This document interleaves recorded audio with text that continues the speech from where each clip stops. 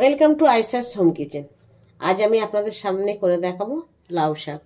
এই লাউ শাকের চচ্চড়ি কিভাবে করতে হয় আর কি কি জিনিস লাগে দেখুন। লাউ শাকটা কেটে পরিষ্কার করে ধুয়ে তারপরে দেখাচ্ছি। আমার লাউ শাকটা বেছে ধুয়ে পরিষ্কার করে নেওয়া হয়েছে। আর লাগবে কাঁচা লঙ্কা আর শুকনো লঙ্কা, লাগবে কিছুটা জিরে, গোটা জিরে, পেঁয়াজ আর রসুন বাটা। এটা কোনো চিংড়ি মাছ বা এমনি ফোড়ন দিয়ে রাঁধবো না, আমি এটাতে বেসমের ফুলুরি করে দেবো। বেসমের ফুলুরি দিয়ে এটা রাঁধবো। প্রথমে আমি বেসমের ফুলুরিটা করে নেব। দেখুন, লবণ, লঙ্কার গুঁড়ো লাল হাফ চামচ, আর দেব বেকিং সোডা, এটা 1 চিমটে। এরপরে এটাকে জল দিয়ে দিয়ে নাড়বো।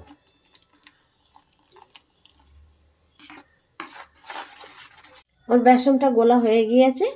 এরপর এটাকে ফুলুরি আকারে ভেজে নেব। 25 গ্রাম সর্ষের তেল দিলাম, দিয়ে ফুলুরি কটা আমি ভেজে নেব। তেলটা ভালোভাবে গরম হয়ে গেছে। এবারে দিয়ে দেবো এতে সেই বেসমের বড়াগুলো।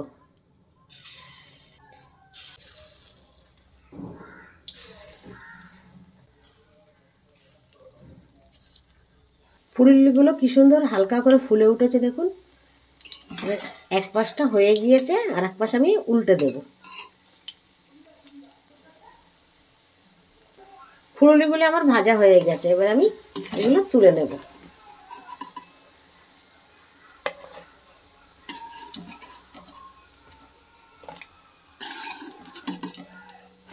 সবকটা ফুলুরি ভাজা হয়ে গেছে। এবারে ওই তেলেই আমি লাউ শাকটা রান্না করে নেব। দেব কাঁচা পেঁয়াজ।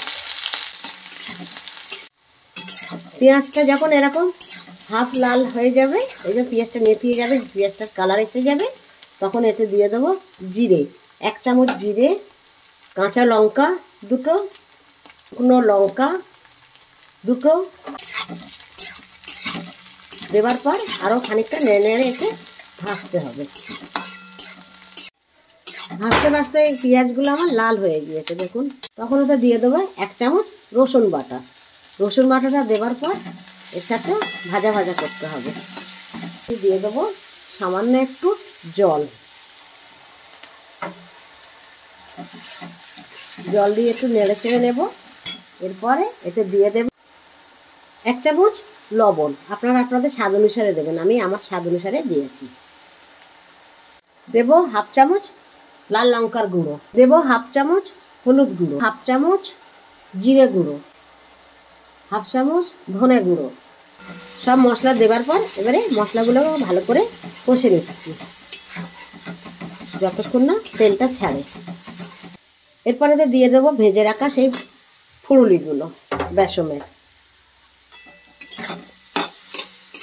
দিয়ে এগুলোও ভালোভাবে কষবে। এর সাথে কষতে কষতে যখন জল শুকিয়ে যাবে তখন এতে আরেকটু জল দেব, দিয়ে আবার বেশ খানিকক্ষণ একে কষবো। ফুলুরিটা কষা হয়ে গিয়েছে। এবার ডাঁটাগুলি দিয়ে দেবো। ডাঁটাগুলো ওর সাথে কষবো ভালো করে। ডাঁটাগুলি আমার ফুলুরির সাথে কষা হয়ে গিয়েছে। এবারে দিয়ে দেবো শাকগুলি। এরপরে আমি এতে 1 কাপ জল দেব, দিয়ে চাপা দিয়ে হতে দেবো যতক্ষণ না ডাঁটা আর শাক গলে যায়। আমি ঢাকাটা একটু উঠিয়ে দেখব শাকটা আমার কেমন হয়েছে। শাকটা আমার নেতিয়ে গিয়েছে। এবারে আমি যে ডাঁটাগুলিও আমার গলে গিয়েছে, এইবারে সেই ফুলুরির সাথে শাকগুলো ভেঙে ভেঙে এরকম করে মাখিয়ে দেবো। এটা রান্নাটা শুকনো শুকনো হবে না, একটু রসালো হবে।